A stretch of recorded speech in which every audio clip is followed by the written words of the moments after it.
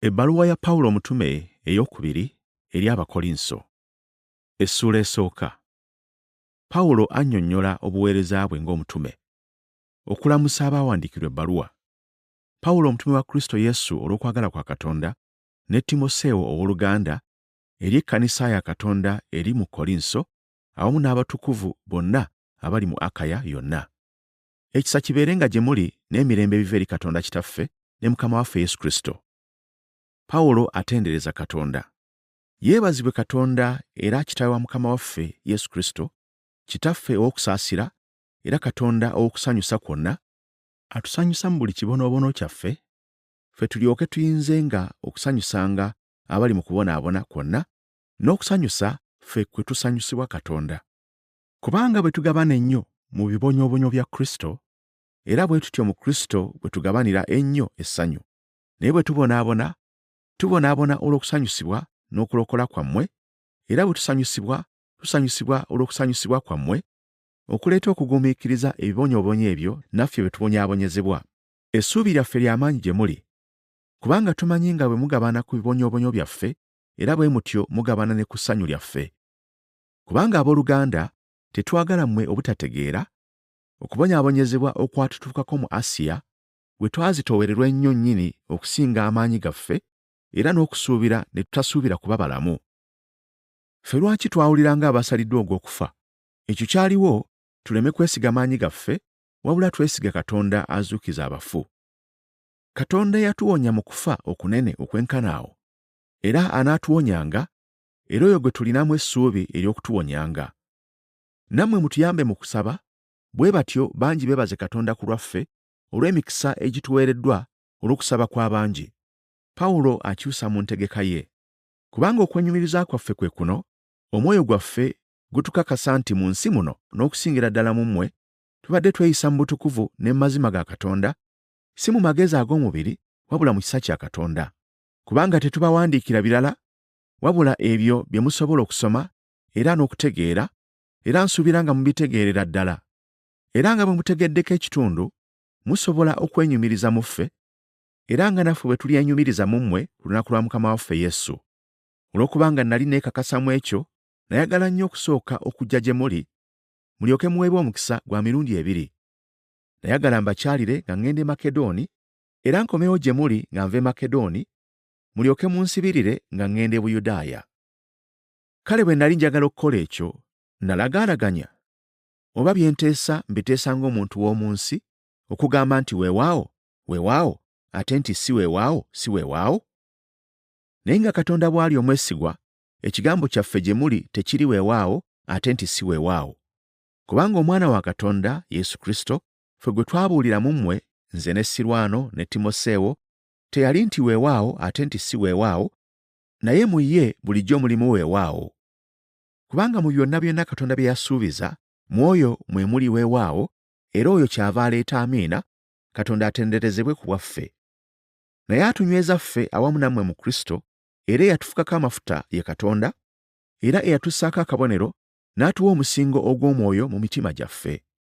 Naye nze mpita Katonda okuba omujulirwa w'emmeeme yange, era kye nnava nnema okujja mu Kolinso, kubanga nabasaasira, si kubanga tufuga okukkiriza kwammwe, naye tuli bakozi bannammwe ab'essanyu lyammwe, kubanga muli banywevu mu kukkiriza.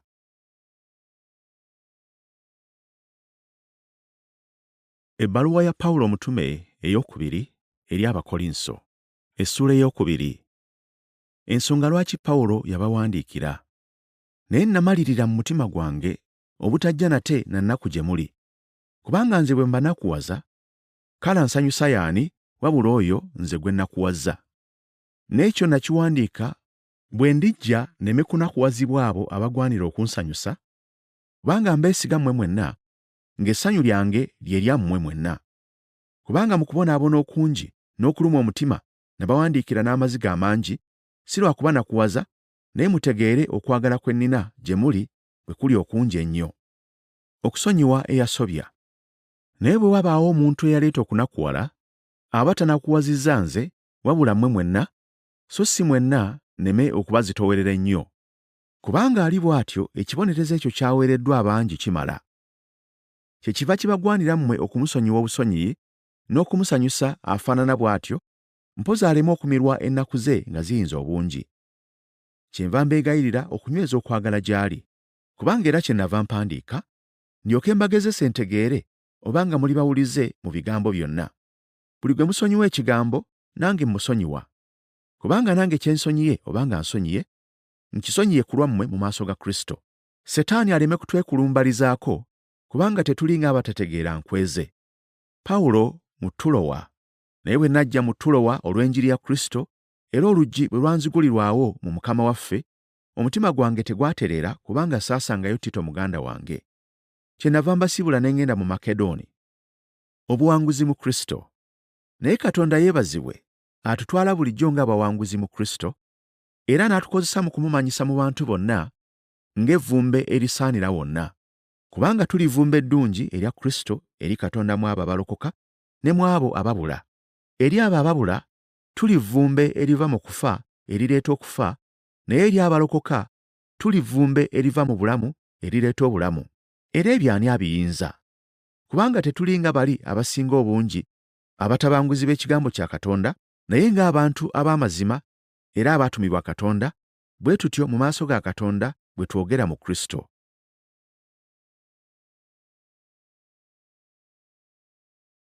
Ebbaluwa ya Pawulo omutume ey'okubiri eri Abakolinso. Essuula ey'okusatu. Okubeeranga ebbaluwa etegeerekeka. Tutandise nate okwetendereza ffekka? Oba twetaaga ebbaluwa ng'abalala ezitusemba gye muli, oba mmwe ze muwandiise nga zitusemba? Mmwe muli bbaluwa yaffe, etusemba ewandiikiddwa mu mitima gyaffe, abantu bonna gye bategeera, gye basoma. Era mweraga okuba ebbaluwa ya Kristo, ffe gye twaleeta, etaawandiikibwa na bwino, wabula Omwoyo gwa Katonda omulamu, si ku bipande eby'amayinja, wabula ku bipande eby'emitima gy'abantu. Obwo bwe bwesige bwe tulina okuyita mu Kristo eri Katonda, si kubanga ffekka tulina obusobozi okulowooza ekigambo kyonna ng'ekiva gye tuli, naye obusobozi bwaffe buva eri Katonda. Oyo ye yatusobozesa okuba abaweereza ab'endagaano empya, si baweereza ba nnukuta, wabula ab'Omwoyo, kubanga ennukuta etta, naye Omwoyo guleeta obulamu.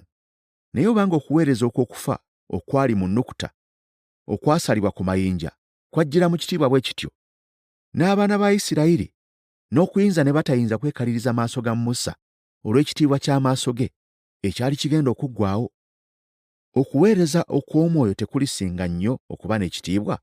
Kuba obanga okuweereza okw'omusango kye kitiibwa, okuweereza okw'obutuukirivu kweyongera nnyo okusukkirira ekitiibwa. Ddala mu nsonga eyo, ekyo ekyali kirina ekitiibwa luli, kaakano tekikyalina kitiibwa, olw'ekitiibwa ekisingirawo ddala. Kuba obanga ekyaggwaawo kyalina ekitiibwa, eky'olubeerera kiteekwa okusinga ennyo okuba n'ekitiibwa. Mu Kristo ekibikka kivaawo. Kale nga bwe tulina essuubi eryenkanaawo, twogera n'obuvumu bungi. So singa Musa eyeebikkanga ku maaso ge abaana ba Isirayiri baleme okwekaliriza, enkomerero y'ekyo ekyali kiggwaawo. Naye emitima gyabwe gyakakanyazibwa, kubanga n'okutuusa leero bwe basoma endagaano ey'edda, eky'okubikkako kiri kikyaliwo, eky'okubikkako ekyo kivaawo mu Kristo. Naye n'okutuusa leero ebya Musa bwe bisomebwa, eky'okubikkako kiri ku mutima gwabwe. Naye omuntu bw'akyukira Mukama waffe, eky'okubikkako kiggyibwawo. Naye Mukama waffe gwe Mwoyo, era awaba Omwoyo gwa Mukama waffe we waba eddembe.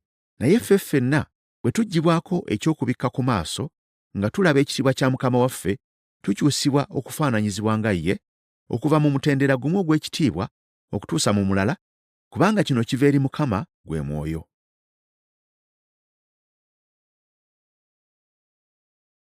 Ebbaluwa ya Pawulo omutume ey'okubiri eri Abakolinso.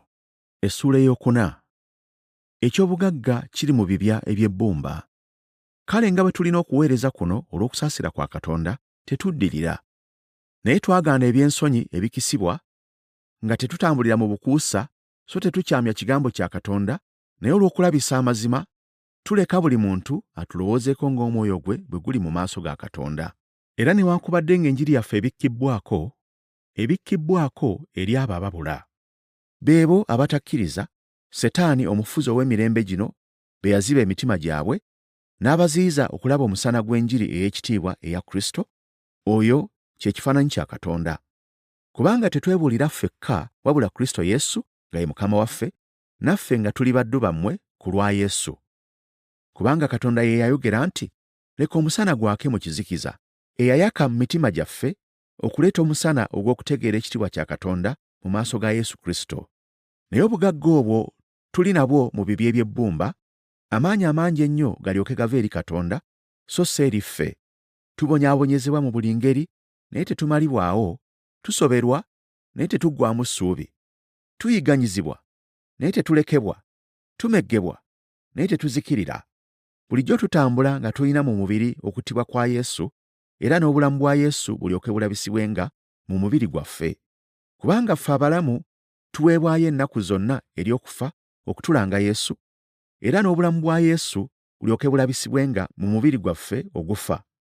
Bwe kityo okufa kukolera mu ffe, naye obulamu mu mmwe.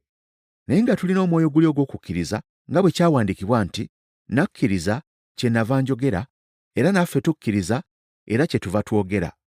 Nga tumanyi ng'oyo eyazuukiza Mukama waffe Yesu, era naffe alituzuukiza wamu ne Yesu, era alitwanjulira wamu nammwe. Kubanga byonna biri ku bwammwe, ekisa ekyo nga bwe kyeyongera okubuna mu bantu abangi, kyongere okuleeta okwebaza Katonda n'okumuweesa ekitiibwa. Bwe tulifa, tulifuna obulamu obulala. Kyetuva tulema okuddirira, naye newaakubadde omuntu waffe ow'okungulu ng'aggwaawo, naye omuntu waffe ow'omunda afuuka muggya bulijjo.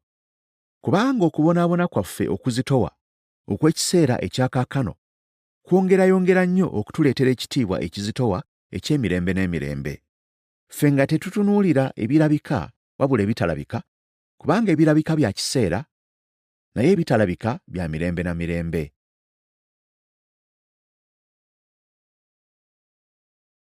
Ebbaluwa ya Pawulo omutume ey'okubiri eri Abakolinso, essuula ey'okutaano. Essuubi ery'eggulu lituwa amaanyi okuguma.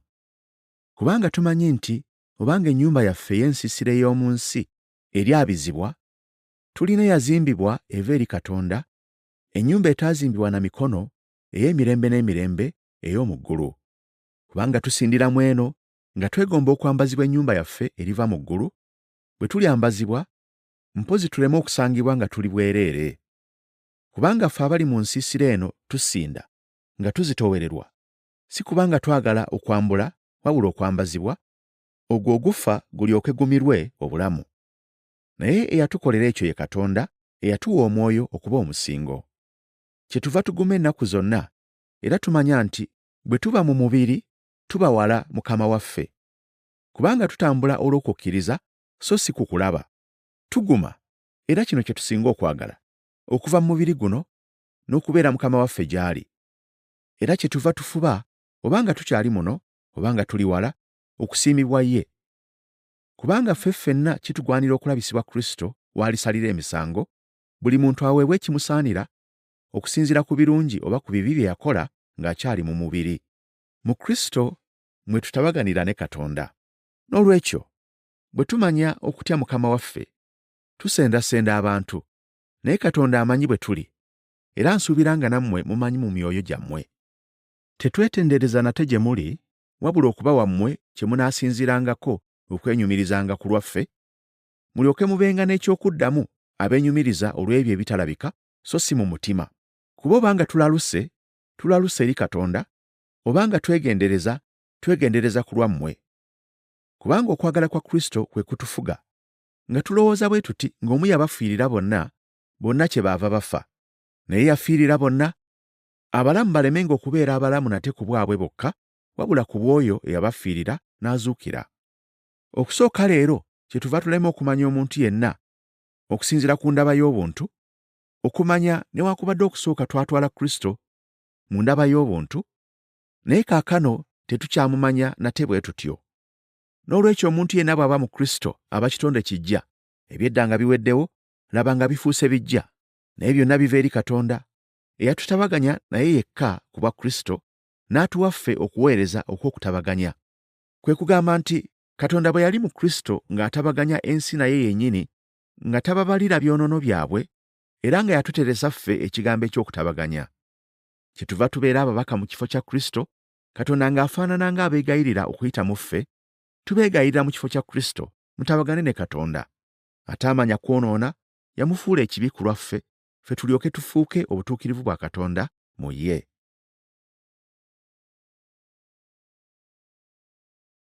Ebbaluwa ya Pawulo omutume ey'okubiri eri Abakolinso. Essula ey'omukaaga. Obugumiikiriza bwa Pawulo. Era bwe tukola awamu ne Katonda, tubeegayirira obutaweerwa bwereere ekisa kya Katonda, kubanga Katonda agamba nti, mu biro eby'okukkirizibwamu nakuwulira, ne ku lunaku olw'obulokozi nakuyamba. Laba kaakano bye biro eby'okukkirizibwamu, laba kaakano lwe lunaku olw'obulokozi. Tetuteeka nkonge yonna mu kkubo lya muntu yenna, okuweereza kwaffe kulemenga okunenyezebwa. Naye ng'abaweereza ba Katonda, twetendereza mu byonna, mu kugumiikiriza okungi, mu bibonoobono, mu kwetaaga ne mu nnaku, mu kukubibwa, mu kusibibwa, mu kukaayana, mu kufuba, mu kutunula ne mu kusiiba, mu bulongoofu, mu kutegeera, mu kugumiikiriza, mu kisa, mu Mwoyo Omutukuvu ne mu kwagala okutaliimu bunnanfuusi, mu kigambo eky'amazima, mu maanyi ga Katonda, n'olw'ebyokulwanyisa eby'obutuukirivu mu mukono ogwa ddyo n'ogwa kkono, olw'ekitiibwa n'olw'okunyoomebwa, olw'okuvumibwa n'olw'okusiimibwa. Tuyitibwa ng'abalimba naye nga tuli b'amazima, ng'abatategeerebwa era naye abategeerebwa ennyo, ng'abafa era laba tuli balamu, ng'ababonerezebwa naye ne tutattibwa, abanakuwala naye abasanyuka bulijjo, ng'abaavu naye abagaggawaza abangi, ng'abatalina kintu era naye abalina ddala byonna. Akamwa kaffe kaasamiddwa gye muli, Abakolinso, n'omutima gwaffe tugubabikkulidde. Ffe tetubanyigiriza, naye mwenyigiriza mwekka mu myoyo gyammwe. Njogera nammwe ng'abaana, mutubikkulire emitima gyammwe. Okulabula obutasikirizibwa mpisa z'abatamanyi Katonda. Temwegattanga na batakkiriza kubanga temwenkanankana, kubanga obutuukirivu butabagana butya n'obujeemu. Oba omusana gussa gutya ekimu n'ekizikiza, era Kristo atabagana atya ne Beriyali? Oba omukkiriza agabana mugabo ki n'atali mukkiriza? Era yeekaalu ya Katonda yeegatta etya n'ebifaananyi? Kubanga ffe tuli yeekaalu ya Katonda omulamu, nga Katonda bwe yayogera nti, “N'abeeranga mu bo, ne ntambuliranga mu bo, nange n'abeeranga Katonda waabwe, nabo banaabeeranga bantu bange. Kale muve wakati mu bo mweyawule,” bw'ayogera Mukama, “so temukwatanga ku kintu ekitali kirongoofu, nange ndibasembeza, era n'abeeranga Kitammwe gye muli, nammwe munaabeeranga gye ndi abaana ab'obulenzi n'ab'obuwala,” bw'ayogera Mukama omuyinza w'ebintu byonna.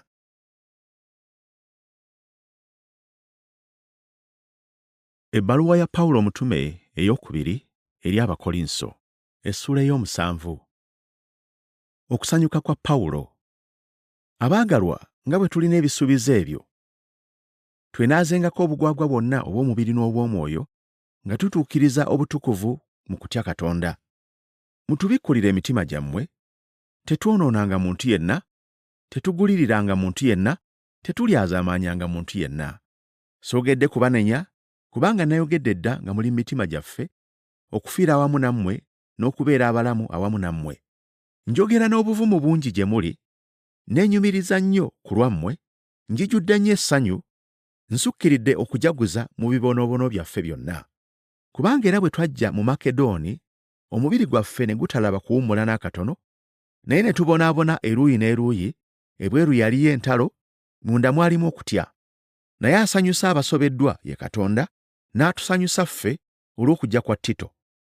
So si lwa kujja kwe kwokka, era naye n'olw'okusanyusibwa kwe mwamusanyusa, bwe yatubuulira okwegomba kwammwe, okunakuwala kwammwe, okunyiikira kwammwe ku lwange, nange kyennava neeyongera okusanyuka. Kuba newankubadde nga nabanakuwaza n'ebbaluwa yange, sejjusa, newankubadde nga namala okwejjusa, kubanga ndabye ng'ebbaluwa eyo yabanakuwaza, newankubadde nga yabanakuwaza akaseera. Kaakano nsanyuse.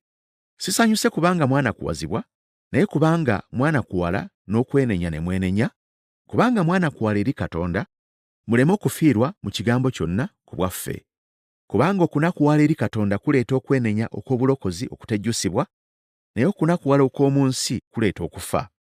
Kubanga laba, okunakuwala okwo eri Katonda nga kwabaleetera okufuba okungi, era n'okuwoza ensonga yammwe, era n'okusunguwala, era n'okutya, era n'okwegomba, era n'okunyiikira, era n'okuwalana eggwanga. Mu byonna mwetegeeza nga muli balongoofu mu kigambo ekyo. Kale newankubadde nga nabawandiikira, saawandiika ku lw'oyo eyakola obubi newankubadde ku lw'oyo eyakolwa obubi, wabula okunyiikira kwammwe ku lwaffe kulyoke kulabisibwe eri mmwe mu maaso ga Katonda. Kyetwava tusanyusibwa, ne mu kusanyusibwa kwaffe ne tweyongera nnyo okusanyuka olw'essanyu lya Tito, kubanga mmwe mwenna mwamuwummuza omwoyo gwe. Kuba obanga neenyumiriza mu kigambo kyonna ku lwammwe eri oyo, saakwatibwa nsonyi, naye nga bwe twababuulira byonna mu mazima, era bwe kutyo n'okwenyumiriza kwaffe eri Tito kwali kwa mazima. N'okwagala kwe okw'omunda kweyongera nnyo nnyini okubeera gye muli, ng'ajjukira okugonda kwammwe mwenna bwe mwamusembeza n'okutya n'okukankana. Nsanyuse, kubanga mu byonna nina obwesige mu mmwe.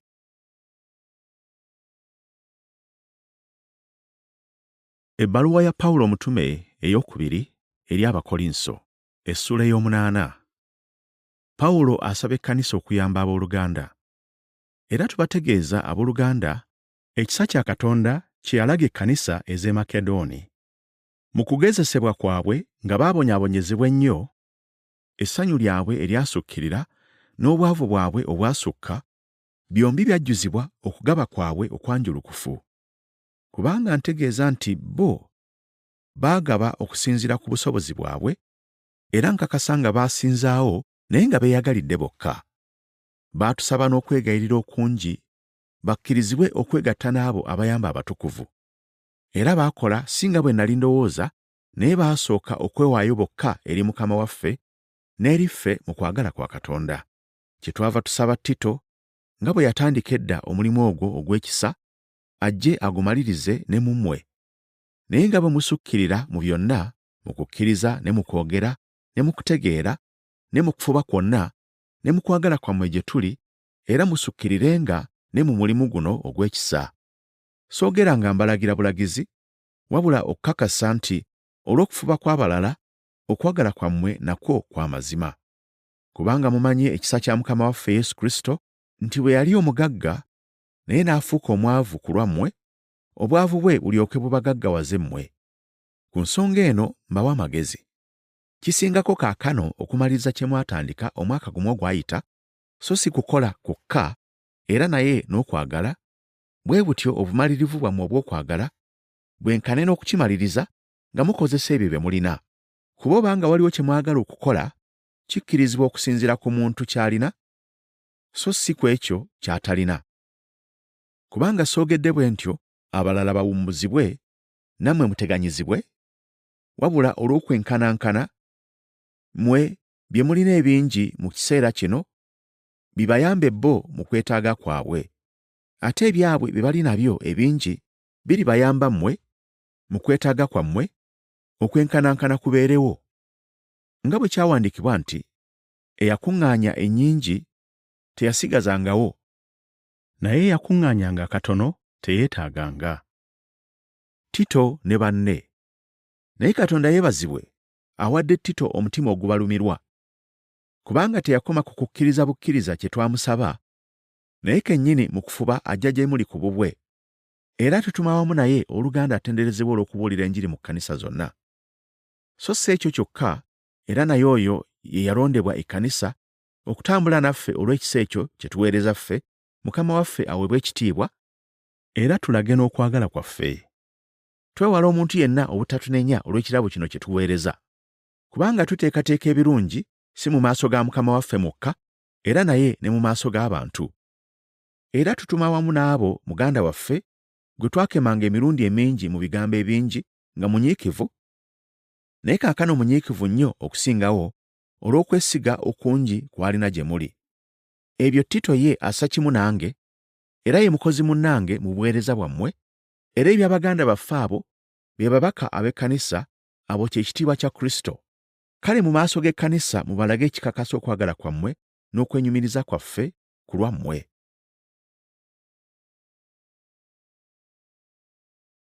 Ebbaluwa ya Pawulo omutume ey'okubiri eri Abakolinso, essula ey'omwenda. Okuyamba abakkiriza. Kubanga tekineetaagisa kubawandiikira ku by'ebirabo ebiweebwayo okuyamba abatukuvu.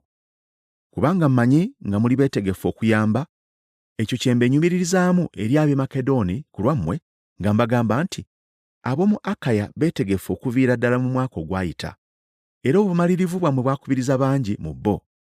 Naye ntuma abooluganda, gye muli okwenyumiriza kwaffe ku lwammwe kuleme okuba okw'obwereere mu kigambo ekyo, wabula mube beetegefu nga bwe njogedde. Si kulwa ng'abamu ku b'e Makedoni abalijja nange balisanga nga temweteeseteese, ffe ne bwe siyogere ku kuswala okwammwe, ne tukwatibwa ensonyi olw'obwesige bwe twabalinamu. Kyenvudde ndowooza nga kiŋŋwanidde okwegayirira abooluganda bankulembere okujja gye muli, bateeketeeke ekirabo ekyo kye mwasuubiza, kisangibwe nga kitegekeddwa lwa kweyagalira, so si lwa kuwalirizibwa. Naye kye njogedde kino nti asiga entono alikungula ntono, era asiga ennyingi alikungula nnyingi. Buli muntu akolenga nga bw'amaliridde mu mutima gwe, si lwa nnaku newankubadde olw'okuwalirizibwa, kubanga Katonda ayagala oyo agabana essanyu. Era Katonda ayinza okwaza ekisa kyonna gye muli, mwe nga mulina ebibamala byonna ennaku zonna mu bigambo byonna, mulyoke musukkirirenga mu bikolwa byonna ebirungi. Nga bwe kyawandiikibwa nti, yasaasaanya, yagabira abaavu, obutuukirivu bwe bwalubeerera emirembe gyonna. Era oyo awa ensigo omusizi n'emmere ey'okulya, anaabongerangako ensigo zammwe, era anaayazanga ebibala eby'obutuukirivu bwammwe. Munaagaggawazibwa mu byonna ne mugaba nnyo, okuyita mu ffe Katonda yeebazibwenga. Kubanga okugaba okw'okuweereza okwo tekujjula bujjuzi ekigera ky'ebyo abatukuvu bye beetaaga, era naye kusukkirira olw'okwebaza okungi eri Katonda, kubanga olw'okukemebwa kwammwe mu kuweereza kuno, batendereza Katonda olw'okugonda kwammwe n'okukkiriza Enjiri ya Kristo, n'olw'obugabi bwammwe gye bali n'eri abalala bonna. Era bo bokka nga babalumirwa mmwe, n'okubasabira olw'ekisa kya Katonda ekitasingika mu mmwe. Katonda yeebazibwe olw'ekirabo kye ekitayogerekeka.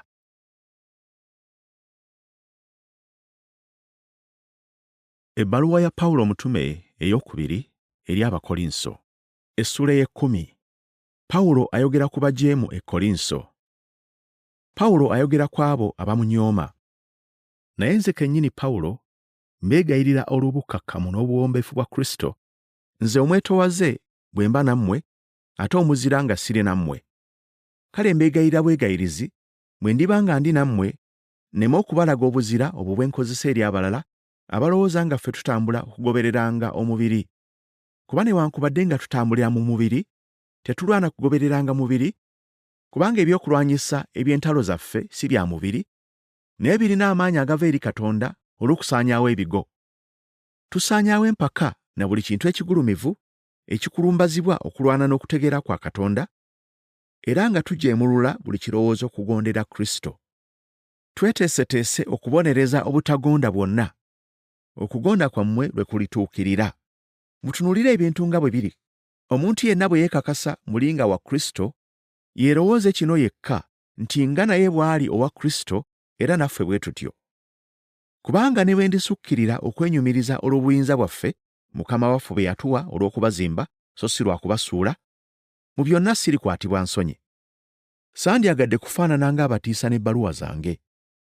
Kubanga boogera nti ebbaluwa ze nzibu za maanyi, naye bw'abaawo omubiri gwe munafu, n'okwogera kwe si kintu.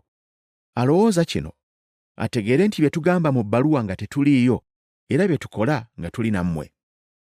Kubanga tetwaŋŋanga kwebalira ku muwendo gw'abo abeetendereza bokka, newankubadde okwegeraageranya nabo, naye bo bokka nga beegeza bokka na bokka, era nga beegeraageranya bokka na bokka, tebalina kutegeera. Naffe ffe tetulyenyumiriza okusinga ekigera kyaffe, wabula mu kigera eky'ensalo Katonda gye yatugabira okuba ekigera, era n'okutuuka ne gye muli. Kubanga tetukunuukiriza kusinga kigera ng'abataatuuka gye muli, kubanga era twajja n'okutuuka gye muli mu Njiri ya Kristo. Tetwenyumiriza kusinga kigera kyaffe mu mirimu egy'abalala, naye nga tusuubira okukkiriza kwammwe bwe kukula, okugulumizibwa mu mmwe ng'ensalo yaffe bw'eri okusukkirira.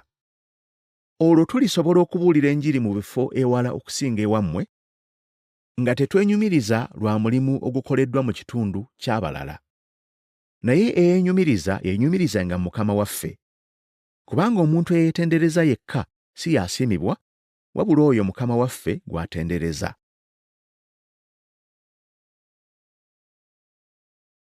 Ebbaluwa ya Pawulo omutume ey'okubiri eri Abakolinso, essula 11. Pawulo n'abayigiriza ab'obulimba. Nandyagadde muŋŋumiikirize mu busirusiru bwange obutono, era ddala muŋŋumiikirize. Kubanga mbakwatira obuggya bwa Katonda, kubanga nabafumbiza bammwe omu Kristo, ndyoke mbaleete gy'ali ng'omuwala omulongoofu. Naye ntidde nti ng'omusota bwe gwalimbalimba kaawa mu bukujjukujju bwagwo, mpoza ebirowoozo byammwe biyinza okukyamizibwa, muleme okweweerayo ddala mu mazima eri Kristo. Kuba omuntu bw'ajja n'ababuulira Yesu omulala gwe tutaababuulira, oba bwe muweebwa omwoyo omulala gwe mutaaweebwa, oba njiri ndala gye mutakkiriza, mwanguwa okubikkiriza, kubanga ndowooza nti mu butono bwange sisingibwa nnyo abatume abo abakulu. Naye newaakubadde nga siri mumanyirivu mu kwogera, naye siri bwe ntyo mu kutegeera, naye mu byonna ne mu buli ngeri ekyo twakiboolesa. Nayonoona bwe neetoowaza nzekka bwe mugulumizibwe kubanga nababuulira enjiri ya Katonda awatali kubasasuza. Nanyaga ekkanisa endala nga mpeebwa empeera okuva gye bali ndyoke mbaweereze mmwe. Era bwe nabanga nammwe nga neetaaga, saazitoowereranga muntu yenna, kubanga abooluganda abaava mu Makedooni bandeetera byonna bye nali neetaaga. Mu byonna neekuuma era nja kwekuumanga, obutabazitoowereranga mu ngeri yonna. Ng'amazima ga Kristo bwe gali mu nze, siwali alinziyiza okwenyumiriza okwo mu nsala ez'eyakaya. Lwaki? Kubanga sibaagala? Katonda amanyi nti mbaagala. Ekyo kye nkola, nja kweyongera okukolanga bwe ntyo, ndyoke nziyiza abo abeenyumiriza mu butume bwabwe nga bagamba nti bakolanga bwe tukola. Kubanga abalinga abo be batume ab'obulimba, abakozi ab'obukuusa, abeefaananya ng'abatume ba Kristo. So si kyamagero, kubanga ne Setaani yeefaananya nga malayika w'omusana. Kale si kitalo, era n'abaweereza be bwe beefaananya ng'abaweereza ab'obutuukirivu, enkomerero yaabwe eribeera ng'ebikolwa byabwe. Okubonaabona kw'omutume. Nziramu okugamba nti omuntu yenna aleme okundowooza nga ndi musirusiru, naye okulowooza bwe mundowooza bwe mutyo, kale munsembeze ng'omusirusiru, nange nnenyumirizeeko akatono. Kye njogera sikyogera nga kigambo kya Mukama waffe, naye nga mu busirusiru, mu buvumu buno obw'okwenyumiriza. Kubanga bangi abeenyumiriza mu mubiri, nange neenyumiriza. Kubanga mugumiikiriza n'essanyu abasirusiru, kubanga mwe muli bagezigezi. Kubanga mugumiikiriza omuntu bw'abafuula abaddu, bw'abamira, bw'abawamba, bwe yeegulumiza, bw'abakuba mu maaso. Njogedde olw'okweswaza ng'abanafuwala, naye omuntu yenna ky'agumira, njogera mu busirusiru, nange ŋŋuma. Bo Baebbulaniya? Nange. Bo Bayisirayiri? Nange. Bo zzadde lya Ibulayimu? Nange. Bo baweereza ba Kristo? Njogera ng'omulalu. Nze mbasinga. Mu kufuba mbasukkirira. Mu kusibibwa mbasukkirira. Mu kukubibwa okuyingira ennyo, era emirundi mingi nga mbulako katono okufa. Eri Abayudaaya nakubibwa emirundi 5, emigga 39. Emirundi 3 nakubibwa enga. Omulundi gumu nakasukirwa amayinja. Emirundi 3 eryato lyayatika, nasula n'ensiiba mu buziba bw'ennyanja. Mu kutambulanga emirundi emingi, natuukibwako obulabe obuva mu migga, obulabe obuva mu banyazi, obulabe obuva eri eggwanga lyange, obulabe obuva eri abamawanga, obulabe obuva mu kibuga, obulabe obuva mu ddungu, obulabe obuva mu nnyanja, n'obulabe obuva mu booluganda ab'obulimba. Mu kufuba n'okukoowa, mu kutunulanga emirundi emingi, mu njala n'ennyonta, mu kusiibanga emirundi emingi, mu mpewo n'okubeera obwereere. Okwongera ku ebyo waliwo ekinzitoowerera bulijjo, okweraliikiriranga olw'ekkanisa zonna. Ani omunafu? Nange bwe siba munafu. Ani akemebwa n'agwa? Nange ne sisaalirwa. Obanga kiŋŋwanidde okwenyumiriza, neenyumirizanga olw'ebyo obunafu bwange. Katonda Kitaawe wa Mukama waffe Yesu, eyeebazibwa emirembe gyonna, amanyi nga sirimba. Mu Damasiko ow'essaza eyateekebwawo kabaka Aleta yateega ekibuga Damasiko, alyoka ankwate, ne bampisa mu ddirisa nga ndi mu kisero ku bbugwe, ne ndokoka okuva mu mikono gye.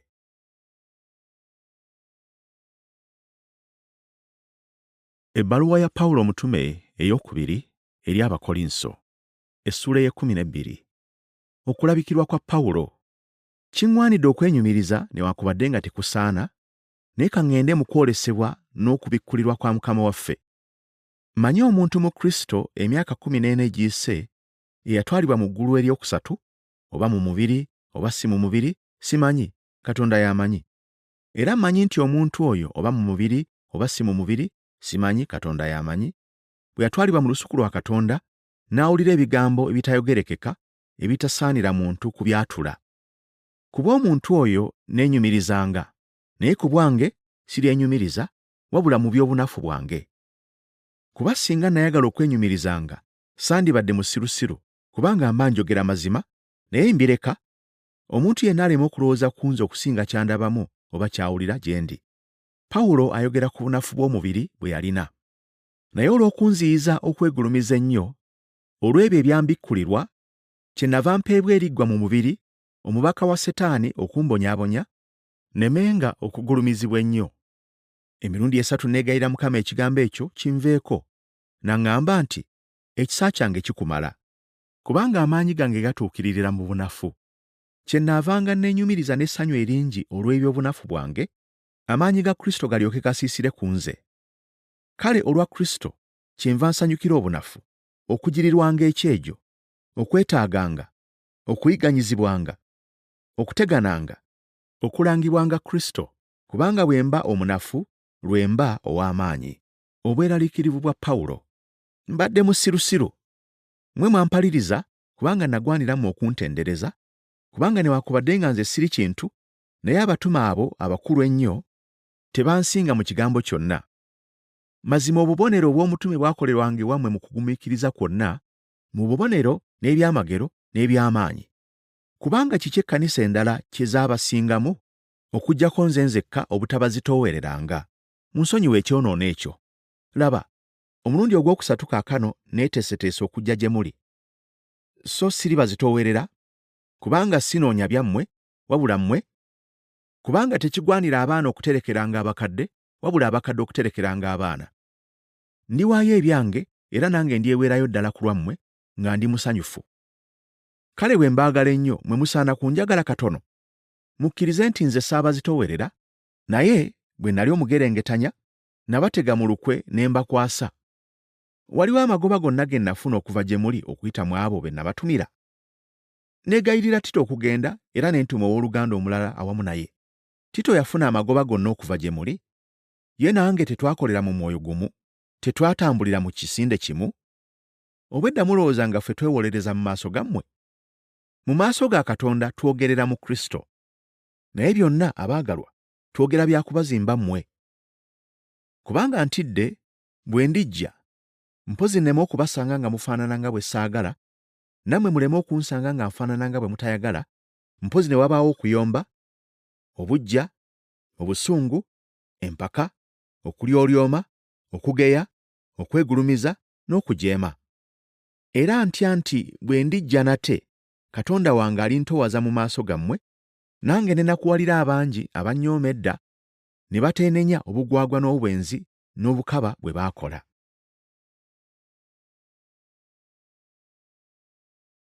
Ebbaluwa ya Pawulo omutume ey'okubiri eri Abakolinso, essula y'e13. Ebisembayo. Guno gwe mulundi ogwokusatu nga njija gye muli. Mu kamwa k'abajulirwa ababiri oba basatu, buli kigambo kirinywera. Nalaalika era ndaalika, nga bwe nakola bwe nali eyo omulundi ogwokubiri, era ne kaakano bwe ntyo nga siriiyo, mbagamba abo abaayonoona edda n'abalala bonna nti bwe ndijja nate sirisaasira. Kubanga munoonya ekikakasa nga Kristo ayogerera mu nze. Kristo oyo si munafu ng'akolagana nammwe, naye alina amaanyi mu mmwe, kubanga yakomererwa mu bunafu, naye mulamu olw'amaanyi ga Katonda. Kubanga naffe tuli banafu mu ye, naye mu kukolagana nammwe tuli babalamu awamu naye olw'amaanyi ga Katonda. Mwekebere mwekka obanga muli mu kukkiriza, mwekeme mwekka. Oba temutegeera mwekka nga Yesu Kristo ali mu mmwe. Mpozi ng'ekigezo ekyo kibalemye. Naye nsuubira nga mulitegeera nga ffe tetulemeddwa. Era tusaba Katonda mwe mulemenga okukola obubi bwonna, si ffe okulabika ng'abasiimibwa, wabula mmwe okukolanga obulungi, ffene bwe tulibeeranga abatasiimibwa. Kubanga tetuyinza kuziyiza mazima wabula okugayamba, kubanga tusanyuka ffe bwe tuba abanafu, nammwe bwe muba n'amaanyi, era ne kino tukisaba mu okutuukirira. Kyenvudde mpandiika ebyo nga siri eyo, bwe mbeera eyo nneme okuba omukambwe ng'obuyinza bwe buli Mukama waffe bwe yampa olw'okuzimba, so si lwa kumenya. Eky'enkomerero, abooluganda, mweraba. Mutuukirire, musanyusibwe, mulowooze bumu, mubeere n'emirembe, ne Katonda ow'okwagala n'emirembe anaabanga nammwe. Mulamusagane n'okunywegera okutukuvu. Abatukuvu bonna babalamusizza. Ekisa kya Mukama waffe Yesu Kristo, n'okwagala kwa Katonda, n'okusa ekimo kw'Omwoyo Mutukuvu bibeerenga nammwe mwenna.